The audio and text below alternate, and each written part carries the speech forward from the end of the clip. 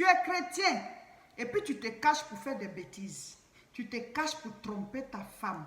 Tu es chrétienne et tu te caches pour faire des bêtises. Tu te caches pour tromper ton mari. Je vais te dire, ce n'est pas ton mari que tu es en train de tromper. Tu te trompes toi-même. Ce n'est pas ta femme que tu es en train de tromper, mon frère. Tu es en train de te tromper toi-même. Parce que la mort peut nous surprendre à tout moment. Souvent, on se dit la mort, c'est encore loin. On va rentrer dans l'éternité, c'est encore loin. C'est la porte à côté. À tout moment. Demain à 7 heures, on ne sait pas qui ne sera plus en vie. L'année prochaine à 7 heures, on ne sait pas qui ne sera plus en vie. Quand on se donne à Dieu, quand on décide de marcher avec Jésus, c'est pour le salut de notre âme. C'est pour effacer les péchés de nos vies. Donc quand toi tu te caches comme ça pour tromper ton conjoint ou pour tromper ta conjointe, tu es en train de te tromper toi-même. Tu te trompes toi-même. Parce que si la mort te surprend, tu vas pleurer de manière éternelle. Parce que ce sera la condamnation éternelle, la damnation éternelle. Pas parce que tu as trompé ton conjoint, mais tu as trompé ta conjointe, mais parce que tu es mort dans le péché. Parce que c'est un péché que tu es en train de commettre. Quand on se donne à Dieu, c'est pour qu'il purifie nos péchés. C'est pour qu'il nous lave de nos péchés. Donc quand tu es en train de tromper ton conjoint ou ta conjointe, c'est Dieu que tu es en train de tromper. C'est Dieu que tu es en train de tromper. Quand on se donne à Dieu, c'est nos cœurs qu'on doit apporter, qu'on doit amener devant Dieu pour qu'il les lave et qu'on soit purifié de toute impureté. Mon frère, ma soeur, il y a tellement de messages qu'on reçoit. Tu es étonné même en lisant les messages. Servante de Dieu, mon mari et moi on est chrétiens, il me trompe. Servante de Dieu, ma femme et moi nous sommes chrétiens, elle me trompe. Mais la Bible dit quoi? Matthieu chapitre 5, du verset 13 au verset 14. Vous êtes le sel de la terre. Si le sel perd sa saveur, avec quoi on va la lui rendre? Vous êtes la lumière du monde. Une ville située sur une montagne ne peut être cachée. Mais si le sel a perdu sa saveur, ça ne sert plus à rien. On jette dehors et puis le sel est foulé aux pieds par ceux qui passent. C'est pour cela que nous sommes foulés aux pieds. Parce qu'on a perdu notre saveur. On a perdu notre saveur. Nous faisons partie d'un royaume de sainteté. Dieu est saint, saint et saint. Il est saint 3 fois. C'est pour cela que votre vie chrétienne n'avance pas, ça ne marche pas. Parce que pendant que vous dites que vous êtes né de nouveau, vous menez encore la vie de ce monde. Toi qui es chrétien et puis tu te caches pour tromper ta femme, tu trompes qui au juste? Tu trompes qui? Parce que Dieu, il voit tout. Il voit tout. Toi qui es chrétienne et puis tu te caches pour tromper ton mari, tu es en train de tromper qui même? Tu te trompes toi-même. Tu te trompes toi-même parce que Dieu voit tout. Ton conjoint ne voit pas, mais Dieu voit. Ta conjointe ne voit pas, mais Dieu voit. À l'origine, quand on s'est donné à Dieu, c'est pourquoi. Quand on devient chrétien, c'est pourquoi. Ce n'est pas pour vous juger. Hein. Je ne suis pas en train de vous dire que je vais rentrer au ciel avant vous. Mais souvent, là, il faut quelqu'un pour tirer sur la sonnette d'alarme. Pourquoi on peut avoir beaucoup de plaintes comme ça? Oh, servante de Dieu, aide-moi dans la prière. Nous deux, on est chrétiens. Voici ce que telle personne fait. Mon mari fait ça. Ma femme fait ça. Mais finalement, vous n'êtes plus chrétien. Parce qu'être chrétien, c'est décider de renoncer à la vie de ce monde. Quand Jean-Baptiste a commencé à prêcher, il dit quoi? Repentez-vous car le royaume des cieux est proche. Se repentir, c'est changer de vie. Quand Jésus a commencé à prêcher, il dit repentez-vous car le royaume des cieux est proche. Pierre, à la chambre haute, il dit repentez-vous. Se repentir, c'est changer de vie. Devenir une nouvelle personne. Si je vis, ce n'est plus moi qui vis. C'est Christ qui vit en moi. Pourquoi? Pourquoi? Toi-même, tu as décidé d'épouser une personne. Vous êtes ensemble, c'est pas qu'on t'a forcé, tu as choisi. Vous vivez ensemble. Et maintenant, tu te lèves, tu te caches comme si tu peux te cacher devant Dieu. Comme si tu peux te cacher devant Dieu. Qu'est-ce qui n'a pas marché, mes frères? Qu'est-ce qui n'a pas marché, mes soeurs? Oh, à tout moment, les gens meurent. À tout moment, la mort est tellement brusque. Il y en a qui se disent, bon, un jour, on va mourir. Mais on ne sait même pas demain à 7 heures qui sera plus en vie. L'année prochaine à 7 heures, on ne sait pas qui sera plus en vie. Mais pourquoi vous négligez le salut? Pourquoi vous négligez la vie éternelle? Pourquoi vous négligez votre marche avec Dieu? Pour le plaisir du sexe, tu vas perdre le ciel. Pour le plaisir du sexe, tu vas perdre ton salut. Pour des vices. Samson, qu'est-ce qui a fait que Samson est mort aveugle derrière une prostituée? Il était marié, mais il était tout le temps derrière Delilah. Croyant que Delilah l'aimait, mais ce n'est pas l'amour, ce n'était pas de l'amour. Delilah a amené Samson à livrer l'onction qui était sur lui, à livrer la puissance de Dieu qui était sur lui. Et Delilah l'a livré à ses ennemis. Ce que vous ne savez pas, c'est que quand vous sortez de la voie de Dieu pour aller pécher comme ça, votre vie est livrée. Il y a certains qui permettent qu'on puisse raconter leur histoire comme d'habitude, mais toujours en gardant l'anonymat, parce que c'est la vie privée des gens. Mais comme ce sont des témoignages qui vous amènent vraiment à comprendre le sens des enseignements, alors chaque fois que vous me les envoyez, vous dites, maman, on te permet de raconter telle ou telle chose, mais comme d'habitude, on garde l'anonymat. Alors, la première histoire, c'est un couple, comme je dis, des couples, des gens chrétiens qui disent qu'ils sont chrétiens et qui trompent leur conjoint. Alors donc, monsieur, madame, ils sont chrétiens, monsieur, il travaille, madame aussi travaille, mais madame, comme elle vient de faire un bébé, et donc elle rentre un peu plus tôt, selon son programme, voilà, on lui permet de rentrer un peu plus tôt, s'occuper de l'enfant, elle va aussi un peu tard au travail et tout ça. Mais son mari, ils se sont mariés, les deux sont chrétiens, ils vont à l'église et tout, mais elle a l'impression qu'il a une double vie. Et quand elle essaye de poser des questions, il s'énerve, il crie, il ne veut pas donner de réponse. Elle dit, mais normalement, s'il n'y a rien, on peut en parler et puis tu peux me répondre pour que tout aille bien dans le foyer. Mais tu caches des choses, tout est flou. Et quand on essaie de poser un peu les questions, tu es sur tes gardes, tu es énervé et tout. Ça devient des histoires. Vous voyez, nous sommes des enfants de lumière. Il doit y avoir la paix chez nous. Si normalement, vous deux, vous êtes chrétiens, vous n'avez rien à vous cacher. Quelque part, il y a quelqu'un qui a un problème entre vous deux. Le royaume des cieux, vous savez que le salut, là, beaucoup d'hommes jouent avec ça. Ça fait peur, l'enfer. Ça fait peur. Il y en a qui disent, oh, c'est n'importe quoi, ça n'existe pas. Mon frère, ma soeur, même entre nous sur la terre, ici, les êtres humains, qui sommes aussi injustes, on a créé des prisons pour ceux qui commettent des délits. Ce n'est pas Dieu qui est un Dieu de justice et de pureté, qui ne va pas créer une prison pour ceux qui ont fait le mal. L'enfer, c'est la prison des esprits.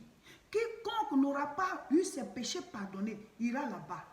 C'est ça, c'est pour cela que comme Dieu ne veut pas qu'on y aille, il a envoyé la solution au péché. Maintenant, la solution au péché, c'est d'accepter Jésus-Christ. Et Jésus-Christ, il est venu faire quoi? Il est venu effacer nos péchés. Donc, quand il a fini d'effacer tes péchés là, c'est comme si on t'a lavé. Toi, tu devais encore sauter dans la boue.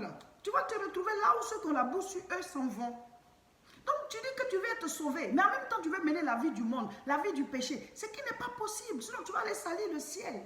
Vous devez comprendre les principes de la parole de Dieu. Tu ne peux pas mener une vie de péché et avoir le salut. Il faut que tu sois racheté, lavé et sanctifié. Parce que Dieu est saint. Donc, des tiraillements. Elle dit que chaque fois, il cache des choses. Et maintenant, il va au travail. Elle sait à quelle heure son mari descend. Mais du travail jusqu'à la maison. Le monsieur rentre à des heures tardives. Et donc, finalement, elle s'est dit, non, il faut quand même que je cherche pour savoir ce qui ne va pas. Donc, elle commence à fouiller les portables et tout. Regarde un peu par-ci, par-là. Elle découvre que vraiment, son mari, il a des liaisons. Il a des liaisons. Vous voyez. Or, pourtant, c'est lui-là qui est en train de dire, non, c'est n'importe quoi. Il n'y a rien. Mais il faut le voir prier. Mes frères, mes soeurs. Souvent, quand on parle, les gens disent que vous êtes en train de nous juger. Laissez à faire de juger là. On est en train de parler du salut de votre âme. J'ai prêché un message que j'ai appelé l'avant-dernier jugement. Et j'ai dit, si tu trouves quelqu'un qui va te juger avant que Dieu ne te juge là, il faut dire merci à la personne. Parce qu'au moins la personne te rappelle des choses qui ne vont pas dans ta vie pour que tu mettes de l'ordre dedans. J'ai appelé ça l'avant-dernier jugement. Donc quand vous dites qu'on est en train de vous juger là, c'est bon, non? Parce qu'au moins ça va vous amener à mettre de l'ordre dans vos vies. Mais vous vivez mal, on en parle, vous ne voulez pas. Et en même temps, vous voulez être sauvé. Et après, quand la mort arrive brusquement, tout le monde dit, oh Dieu, mais tu es déjà parti. On ne peut plus rien. Jésus dit quoi? Il dit, le Fils de l'homme a le pouvoir sur la terre de pardonner les péchés. Si tu as quitté la terre, il ne peut plus pardonner tes péchés. Même s'il veut, il ne peut plus. Parce qu'il a le pouvoir sur la terre de pardonner les péchés. Oh, mes frères, mes soeurs. Donc la femme dit, son mari, il est comme ça, il y a des réactions épidermiques, alors que, voilà la vie qu'il avait. Vous voyez, il faut qu'on revoie notre marche avec Dieu. Tu es avec ta femme, vous êtes en train de faire des enfants. Menez une vie paisible, priez le Seigneur, bâtissez votre vie, réalisez, avancez, que de sortir, aller faire des choses venir pour ramener des problèmes à la maison, des maladies à la maison, des attaques à la maison, la souffrance à la maison, la misère à la maison. Parce que quand tu vas comme ça, tu vas livrer tes grâces. Voici notre histoire. Le monsieur et sa femme sont chrétiens. Ils se sont mariés en tant que chrétiens. Mais sa femme, elle ne laisse pas tomber l'histoire de ses ex. Elle a un ex qui est ici, elle a un tel autre ex qui est là. Et tout cela, leur contact est toujours dans son portable. Elle a toujours des choses à dire avec eux au téléphone. Elle a toujours des messages à adresser. Son mari dit, mais on est chrétien.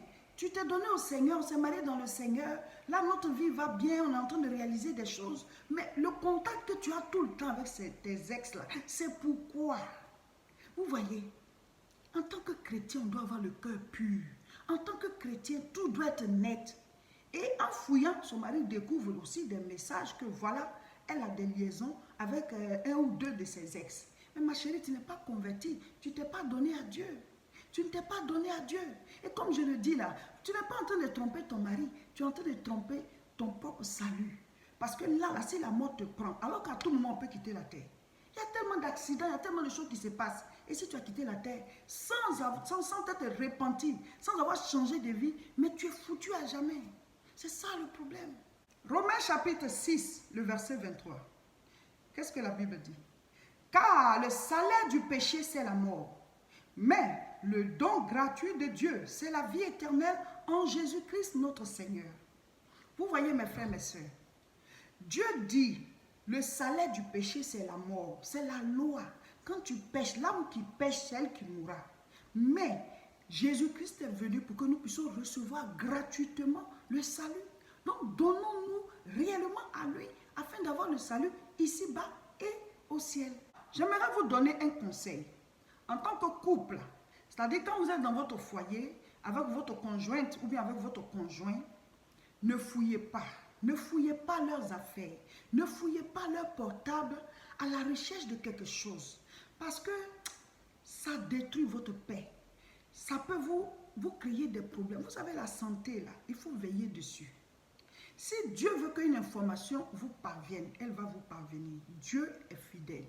Mais quand vous vous mettez à fouiller les portables, les affaires personnelles, à la recherche d'une quelconque liaison, mais vous vous attirez tellement d'ennuis. Vous vous attirez tellement de problèmes. Vous précipitez certaines choses. Restez dans la paix. Parce que Dieu, si pendant que vous êtes dans la pureté, quelque chose se passe, Dieu va vous défendre. Dieu va permettre que le malheur ne vous atteigne pas. Et l'autre conseil que j'aimerais donner, à vous qui êtes mariés, ou bien qui êtes fiancés, vous qui êtes avec quelqu'un, qui vivez avec quelqu'un, et puis vous êtes chrétien, priez beaucoup les uns pour les autres. Parce que l'ennemi détruit beaucoup les couples, les foyers. Et donc, si toi, tu es fort spirituellement, si tu es affermi spirituellement, peut-être que ce n'est pas le cas pour l'autre. Vous voyez?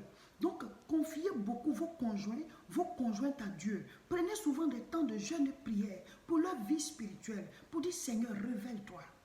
Pierre a dit, tu es le Christ, le Fils du Dieu vivant. Jésus a dit, ce n'est ni la chair et le sang qui te l'ont révélé, mais c'est mon Père qui est dans les cieux. Si vous priez pour vos conjoints ou vos conjointes, si vous priez pour vos conjoints et vos conjointes, Dieu va se révéler à la personne pour briser le joug du péché. Et vous allez voir, cette personne va connaître la vraie nouvelle naissance. Parce que si la personne dit qu'elle est née de nouveau et qu'elle continue de mener une telle vie, c'est qu'elle n'est pas encore née de nouveau. Elle n'a pas encore reçu la révélation de Christ. Parce que quand tu reçois la révélation de Christ, tu deviens pierre. Tu deviens ferme. Grande croisade de prière le samedi 14 septembre à partir de 14h30 au niveau de Paris, précisément à Aubervilliers, toujours dans la même salle. L'adresse est 29 rue Sadi Carnot, 93 300. Le thème c'est Jésus-Christ est le même hier, aujourd'hui et éternellement. Mon frère, ma soeur, déplace-toi. Vous tous qui êtes en Europe, et même vous qui êtes dans les autres pays en dehors de l'Europe, vous pouvez vous organiser pour venir à ces croisades. C'est une fois par mois au niveau d'Aubervilliers. Nous enseignons la parole de Dieu, nous faisons l'application au niveau de la prière, il y a des temps de guérison divine. Nous avons aussi la retraite spirituelle, elle se fait une fois par mois et là c'est au niveau de Tourcoing, là où il y a notre église. Nous prions à Tourcoing tous les dimanches de 10h à 13h, mais une fois par mois nous avons des retraites spirituelles. Nous avons des retraites spirituelles, appelez à ce contact, on va vous donner le nom des hôtels autour de l'église, comme ça vous réservez votre chambre. Et vous venez, vous résidez à l'hôtel, vous venez à l'église pour la prière. C'est sur 2 jours, du samedi au dimanche. Donc c'est du 28 au 29 septembre. Appelez-nous dès maintenant pour que vous puissiez vous préparer pour être là. Il est important d'aller chercher Dieu. Si vous voulez nous suivre régulièrement, abonnez-vous. Cliquez sur j'aime si c'est sur Facebook et cliquez sur s'abonner si c'est sur YouTube Et surtout, partagez la vidéo pour que vos amis et vos connaissances puissent en bénéficier.